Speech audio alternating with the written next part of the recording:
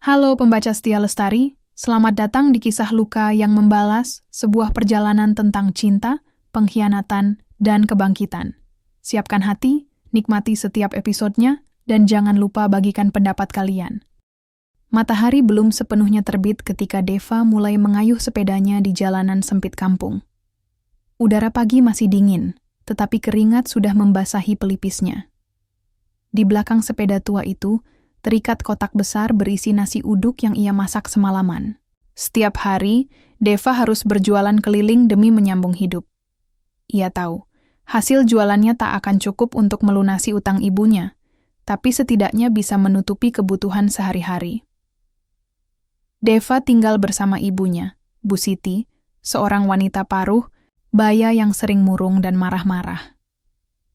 Sejak ayahnya meninggal beberapa tahun lalu, mereka berdua harus berjuang sendiri melawan beban utang yang semakin menumpuk. Setiap kali pembeli datang ke warung kecil mereka dulu, Bu Siti selalu mencatat nama dan jumlah pinjamannya di buku tua. Namun, seiring waktu, banyak orang yang tak kunjung membayar, sementara bunga utang terus bertambah. "Deva, uangmu minggu ini cuma segini?"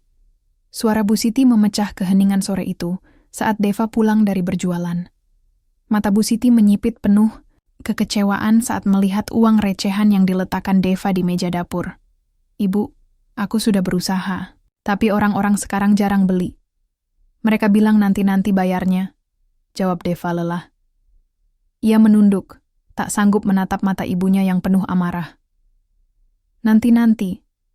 Kapan kita bisa lunasin utang kalau semua orang bilang nanti? Kamu pikir Pak Warno bakal sabar terus menagih utang kita?" Bentak Bu Siti keras. Nama Pak Warno disebut dengan nada getir. Deva hanya diam. Ia tahu siapa Pak Warno, pria tua yang sering datang ke rumah mereka beberapa bulan terakhir. Ia adalah rentenir yang memberikan pinjaman kepada ibunya saat mereka benar-benar putus asa. Awalnya, Pak Warno tampak baik dan ramah, tetapi seiring waktu, tekanannya semakin kuat. Seminggu kemudian, Pak Warno benar-benar datang lagi ke rumah mereka. Deva sedang merapikan dagangan di teras ketika pria itu muncul dengan senyum tipis di wajahnya. "Bu Siti ada?" tanyanya sopan, meski nada suaranya terdengar dingin. "Iya, tunggu sebentar, Pak," jawab Deva pelan. Ia buru-buru masuk ke dalam rumah untuk memanggil ibunya. Di ruang tamu, Pak Warno dan Bu Siti duduk berhadapan. Deva tidak mendengar jelas apa yang mereka bicarakan karena mereka berbisik-bisik.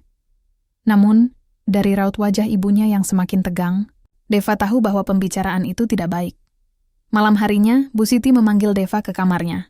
Wajahnya tampak serius, hampir seperti orang yang baru saja membuat keputusan besar. "Deva, Ibu punya ide agar utang kita bisa lunas," kata Bu Siti pelan. "Apa, Bu?" tanya Deva hati-hati. "Ibu sudah bicara dengan Pak Warno. Dia mau melunasi semua utang kita, asalkan kamu menikah dengannya," lanjut Bu Siti cepat, seolah ingin segera menyelesaikan kalimat itu sebelum Deva bereaksi.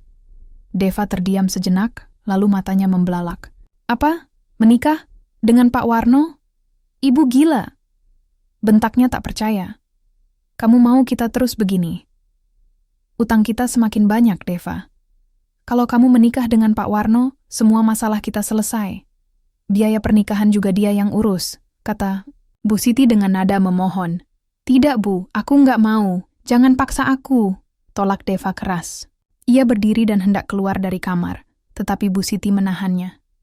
"Tanggal pernikahan sudah Ibu tentukan. Kamu harus nurut, Deva.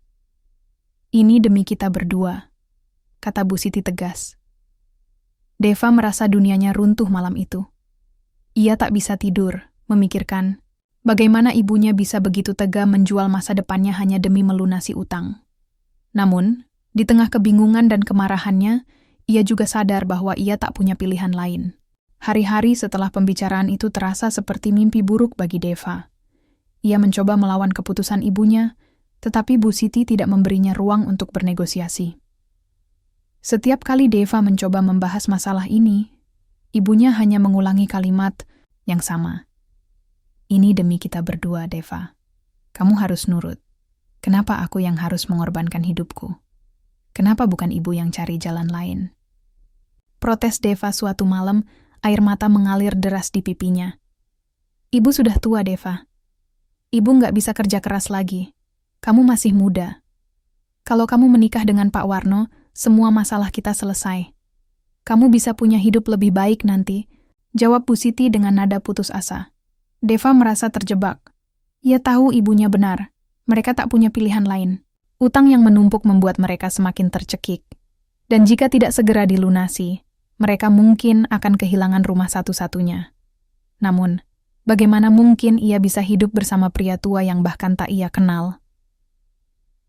Beberapa hari kemudian, Bu Siti menghubungi Pak Warno kembali. Dalam waktu singkat, segalanya dipersiapkan tanpa persetujuan Deva. Tanggal pernikahan ditentukan, undangan sederhana disebar kepada tetangga, dan acara digelar tanpa banyak hiasan atau perayaan. Pada hari pernikahan, Deva berdiri di depan cermin, memandang bayangannya sendiri dengan mata berkaca-kaca. Ia mengenakan kebaya sederhana yang dulu dipakai ibunya saat menikah. Wajahnya pucat, matanya sayu, dan hatinya kosong. Ia tak merasakan kebahagiaan sedikit pun. "Kamu cantik, Nak," kata Bu Siti pelan, mencoba menenangkan Deva. Namun, Deva hanya diam, tak bergeming. Di balai desa, acara pernikahan berlangsung, singkat dan hambar. Hanya beberapa tetangga yang hadir, dan mereka tampak canggung melihat wajah murung Deva. Pak Warno, di sisi lain, tersenyum lebar seolah-olah ia telah memenangkan sesuatu. Ia tampak begitu puas, sementara Deva hanya bisa menunduk, berusaha menahan tangis. Setelah akad nikah selesai, Deva langsung dibawa ke rumah Pak Warno. Rumah itu sederhana, tapi cukup besar untuk ukuran seorang pria yang hidup sendiri. Di dalam rumah, suasana semakin tegang. Deva duduk di kursi tamu, tak berani berbicara atau menatap Pak Warno. Ia hanya ingin segera mengakhiri hari itu. Malam pertama adalah momen yang paling menyakitkan bagi Deva. Ia berbaring di samping Pak Warno, tubuhnya kaku dan dingin, air mata tak berhenti mengalir dari sudut matanya. Ia merasa seperti boneka yang kehilangan kendali atas hidupnya sendiri. "Berhenti menangis," bentak Pak Warno tiba-tiba, suaranya keras dan kasar. Deva tersentak, menahan napas. Ia takut, tapi juga marah. Namun, ia tak bisa berkata apa-apa. Ia hanya bisa menutupi wajahnya dengan selimut, berharap malam itu cepat berlalu. Esok harinya, Deva bangun lebih awal. Meski hatinya penuh amarah dan penolakan, ia tahu bahwa ia harus menjalani rutinitas sebagai istri Pak Warno. Ia mulai memasak sarapan dan menyiapkan teh hangat untuk suaminya. Namun, setiap gerakannya terasa berat, seperti beban yang tak pernah bisa ia lepaskan.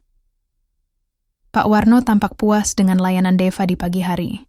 Ia duduk di meja makan, menyantap sarapan dengan tenang, seolah tak ada yang salah dengan pernikahan mereka. Namun, ketika malam tiba, situasi berubah. Pak Warno mulai mendekati Deva, mencoba menyentuhnya. Deva, yang masih trauma dengan keadaan ini, langsung menolak dengan keras. "Aku nggak mau. Jangan sentuh aku," bentak Deva, tubuhnya gemetar karena ketakutan. Pak Warno terdiam sejenak, lalu menghela napas panjang. "Kamu harus terima kenyataan, Deva. Kamu istriku sekarang," katanya dingin, sebelum akhirnya meninggalkan kamar. Deva menangis sepanjang malam, merasa seperti burung dalam sangkar yang tak bisa terbang bebas. Ia bertanya-tanya, apakah hidupnya akan selalu seperti ini? Apakah ia akan terjebak selamanya dalam pernikahan yang tak ia inginkan? 2 minggu telah berlalu sejak pernikahan Deva dengan Pak Warno. Setiap hari, kehidupan di rumah itu terasa seperti rutinitas yang monoton dan penuh tekanan. Pagi-pagi buta, Deva bangun lebih awal untuk menyiapkan sarapan dan teh hangat bagi Pak Warno. Ia melakukannya bukan karena cinta atau rasa hormat, melainkan karena ia merasa harus menjalankan kewajiban sebagai istri, meski hatinya kosong dan penuh penolakan. Namun, setiap malam adalah saat-saat yang paling menyakitkan bagi Deva. Ketika Pak Warno mendekatinya, ia selalu menolak dengan tegas. Kadang-kadang ia berpura-pura sakit, kadang-kadang ia mengunci diri di kamar mandi. Apapun caranya, ia tak mau memberikan sedikit pun ruang bagi suaminya untuk menyentuhnya. Meskipun begitu, ketegangan antara mereka semakin memuncak. Pak Warno mulai menunjukkan tanda-tanda frustrasi, tetapi ia belum berani memaksa Deva secara fisik. Suatu sore, saat Deva sedang membersihkan halaman belakang, sebuah suara asing terdengar dari arah depan rumah. Awalnya, ia mengira itu hanya tetangga yang mampir, tapi ketika ia melihat seorang wanita tua berdiri di ambang pintu, jantungnya langsung berdebar kencang. "Siapa?" tanya Deva pelan, mendekati wanita itu dengan hati-hati. Wanita itu tampak marah dan gelisah. Ia tidak menjawab pertanyaan Deva, melainkan langsung masuk ke dalam rumah tanpa permisi. Deva mengikuti wanita itu dengan langkah ragu-ragu.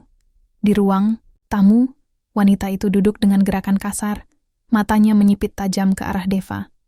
"Kamu siapa? Kenapa ada di rumah ini?" tanya wanita itu dengan nada dingin.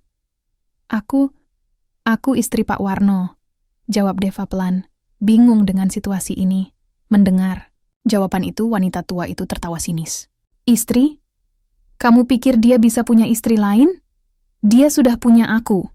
Aku istrinya yang sah." Deva terkejut. Ia merasa seperti disambar petir. "Jadi, Pak Warno masih memiliki istri lain? Bagaimana mungkin ibunya tidak tahu tentang ini? Atau jangan-jangan ibunya tahu tapi sengaja menutup mata demi melunasi utang?" Tak lama kemudian, Pak Warno pulang. Begitu melihat wanita tua itu duduk di ruang tamu, wajahnya langsung berubah pucat. Ia tampak panik dan bingung, seolah-olah dunianya runtuh dalam sekejap. Bu Sulasi, kenapa kamu di sini?" tanya Pak Warno gugup. "Kenapa aku di sini? Karena aku mendengar kabar kalau kamu sudah menikah lagi. Apa-apaan ini, Warno?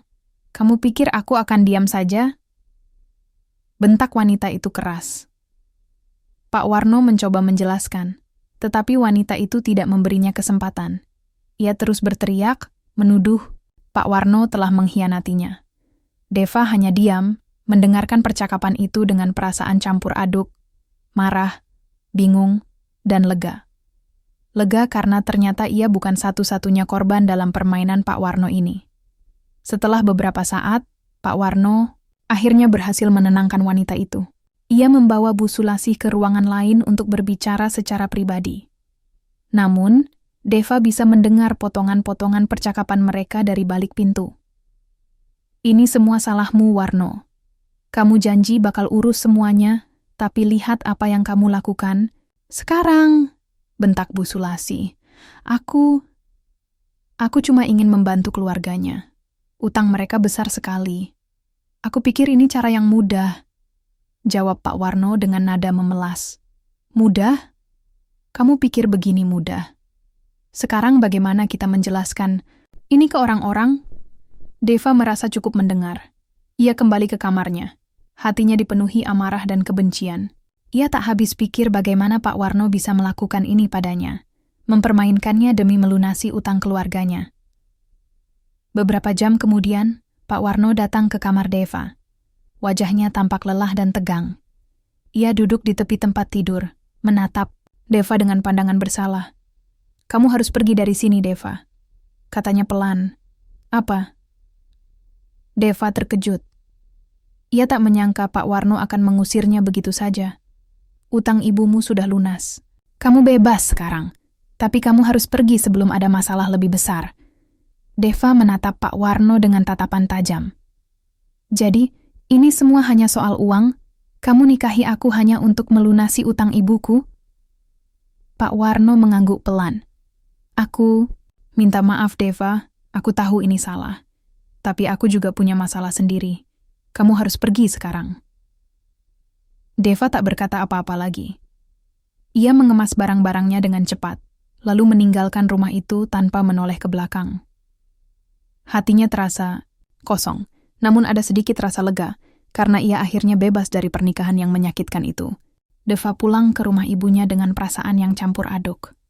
Di satu sisi, ia merasa lega karena akhirnya terbebas dari Pak Warno dan pernikahan yang menyakitkan itu.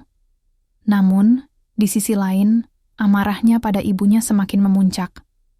Bagaimana bisa Ibunya tega menjual masa depannya hanya demi melunasi utang?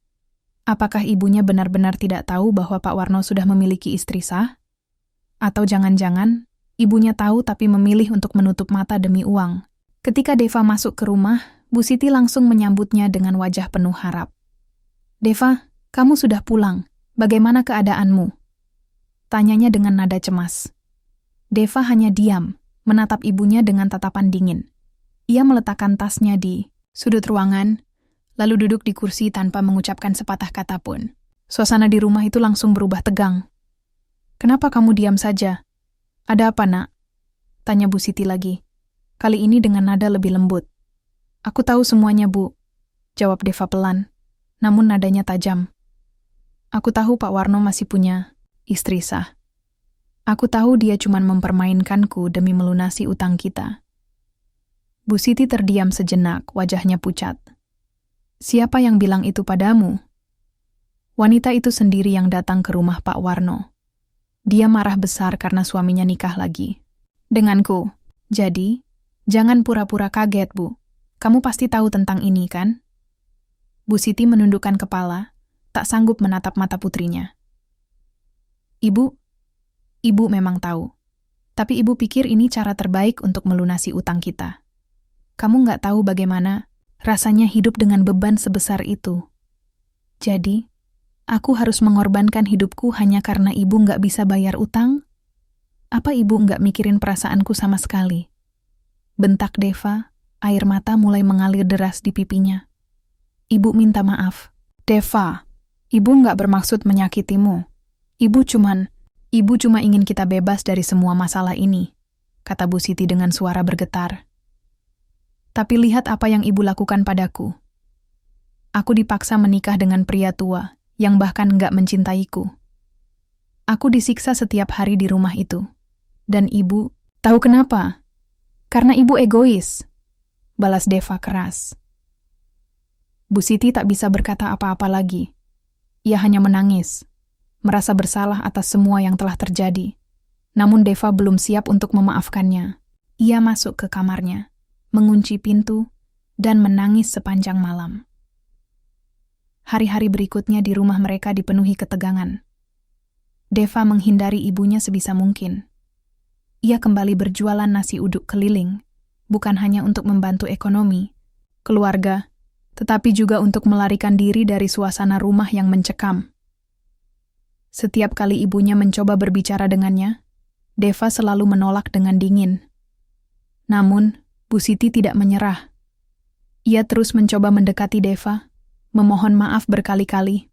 Suatu malam saat Deva sedang duduk di teras, Bu Siti mendekatinya dengan langkah ragu-ragu. "Deva, ibu tahu ibu salah. Ibu nggak bisa memperbaiki apa yang sudah terjadi. Tapi ibu mohon, ampuni ibu," kata Bu Siti pelan. Suaranya bergetar karena emosi. Deva hanya diam, matanya tertuju pada gelapnya malam di depannya. Ia tak bergeming. Apa ibu harus kehilangan anak satu-satunya hanya karena kesalahan ini? Kamu adalah segalanya bagi ibu, Deva. Ibu nggak bisa hidup tanpamu, lanjut Bu Siti. Air mata mengalir deras di pipinya. Melihat ibunya begitu hancur, hati Deva mulai goyah. Ia ingat betapa kerasnya ibunya bekerja dulu untuk membesarkannya seorang diri setelah ayahnya meninggal. Ia ingat bagaimana ibunya rela berkorban demi memberinya makan dan pendidikan. Mungkin ibunya memang salah, tapi bukankah semua orang berhak mendapatkan kesempatan kedua? Puncaknya terjadi beberapa hari kemudian. Saat Deva sedang membersihkan dapur, Bu Siti tiba-tiba masuk dan langsung bersujud di depannya. "Maafkan ibu, Nak. Ibu benar-benar minta maaf. Ibu janji nggak akan ulangi kesalahan ini lagi," katanya sambil menangis terseduh-seduh. Deva terdiam sejenak, lalu perlahan-lahan mendekati ibunya. Ia membantu ibunya berdiri, lalu memeluknya erat. Air mata mereka bercampur dalam pelukan itu. "Aku maafkan ibu, Bu. Tapi ibu harus janji nggak akan pernah memaksaku lagi untuk hal-hal seperti ini," kata Deva pelan. Bu Siti mengangguk cepat. "Ibu janji, Nak. Ibu janji." Setelah rekonsiliasi dengan ibunya, Deva mulai memikirkan masa depannya. Ia menyadari bahwa hidup ini penuh dengan cobaan, tetapi ia tak bisa terus-menerus tenggelam dalam kemarahan atau kesedihan. Meskipun luka di hatinya belum sepenuhnya sembuh, ia bertekad untuk bangkit dan menjalani hidup dengan lebih bijak. Deva kembali berjualan nasi uduk keliling seperti biasa. Namun, kali ini ada sesuatu yang berbeda dalam dirinya. Ia tak lagi merasa beban berat di pundaknya. Setiap pagi, ia bangun dengan senyum kecil di wajahnya, meski masih ada rasa kosong di hatinya. Ia tahu bahwa ia harus melangkah maju, bukan hanya demi dirinya sendiri, tetapi juga demi ibunya yang telah banyak berkorban untuknya. Suatu hari, saat ia sedang melayani pelanggan di pinggir jalan, seorang pria muda mendekatinya. Pria itu tersenyum, ramah sambil memesan nasi uduk. "Nasi uduknya enak sekali," katanya setelah mencicipi beberapa suap. "Terima kasih," jawab Deva singkat, namun dengan nada lebih hangat daripada biasanya. Pria itu mengenalkan dirinya sebagai Raka, seorang guru sekolah dasar yang baru saja pindah ke kampung mereka. Ia bercerita bahwa ia sering lewat jalan ini karena rumahnya tak jauh dari situ. Mereka berbincang sejenak, dan Deva merasa nyaman dengan kehadiran Raka. Ada sesuatu dalam cara bicaranya yang membuatnya merasa tenang, sesuatu yang sudah lama tak ia rasakan. Beberapa hari kemudian, Raka kembali datang. Kali ini, ia membawa sebuah buku cerita untuk anak-anak yang ia ajarkan di sekolah. "Aku ingin kamu membacanya kalau ada waktu," katanya sambil tersenyum. "Kadang-kadang, cerita-cerita seperti ini bisa memberi kita perspektif baru tentang hidup." Deva menerima buku itu dengan ragu-ragu, tapi akhirnya ia membacanya di malam harinya. Cerita dalam buku itu mengisahkan seorang gadis kecil yang kehilangan segalanya, namun berhasil menemukan kebahagiaan melalui perjuangan dan kebaikan hatinya. Deva merasa tersentuh. Ia menyadari bahwa hidupnya mungkin tak akan kembali seperti dulu, tapi ia bisa menciptakan kebahagiaan baru dengan caranya sendiri. Seiring waktu, hubungan Deva dengan Raka semakin dekat. Mereka sering berbincang tentang kehidupan, mimpi, dan harapan. Raka mendengarkan cerita Deva tentang masa lalunya tanpa menghakimi. Ia bahkan memberi saran agar Deva mencoba hal-hal baru, seperti mengikuti kelas memasak atau bergabung dengan komunitas di desa. "Aku nggak tahu apakah aku bisa melupakan semua yang terjadi," kata Deva suatu sore ketika mereka duduk di bawah pohon besar di tepi sawah. "Kamu nggak harus melupakannya," jawab Raka lembut. "Tapi kamu bisa belajar untuk tidak membiarkan masa lalu mengendalikan hidupmu. Kamu punya kekuatan untuk membangun ulang hidupmu, Deva." Kata-kata itu terngiang-ngiang di benak Deva selama berhari-hari. Ia mulai mencoba hal-hal baru, seperti mengikuti kelas memasak yang diadakan oleh ibu-ibu di desa. Ia juga mulai menabung sedikit demi sedikit dari hasil penjualan nasi uduknya. Deva bahkan berencana untuk membuka warung kecil di depan rumah mereka, agar ia tak perlu lagi berkeliling setiap hari. Bu Siti, yang melihat perubahan pada putrinya, merasa lega. Ia tahu bahwa Deva belum sepenuhnya pulih dari luka-luka masa lalunya, tapi ia bersyukur melihat putrinya kembali memiliki semangat hidup. Suatu malam, Bu Siti duduk di samping Deva di teras rumah. "Kamu sudah berubah, Nak," kata Bu Siti pelan. "Ibu bangga padamu." Deva tersenyum tipis. "Aku cuma belajar untuk menjalani hidup dengan cara yang lebih baik, Bu. Aku nggak mau lagi terjebak dalam amarah atau kesedihan." Bu Siti mengangguk, matanya berkaca-kaca.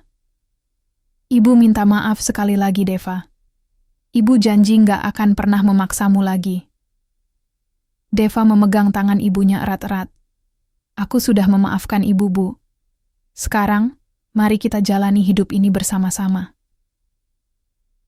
Beberapa bulan kemudian, Deva berhasil membuka warung kecil di depan rumah mereka. Warung itu menjadi tempat favorit warga desa, terutama karena nasi uduk buatannya yang lezat. Ia juga mulai belajar memasak menu-menu baru, seperti sayur lodeh dan ayam goreng, yang disukai banyak orang. Hubungannya dengan Raka semakin dekat.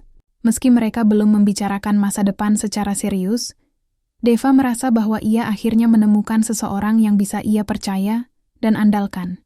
Raka sering membantu Deva di warung, dan mereka sering tertawa bersama saat melayani pelanggan. Cerita ditutup dengan Deva yang tersenyum lebar, sambil melayani pelanggan di pagi hari. Matahari bersinar cerah, angin sepoi-sepoi membelai wajahnya, dan hatinya dipenuhi harapan.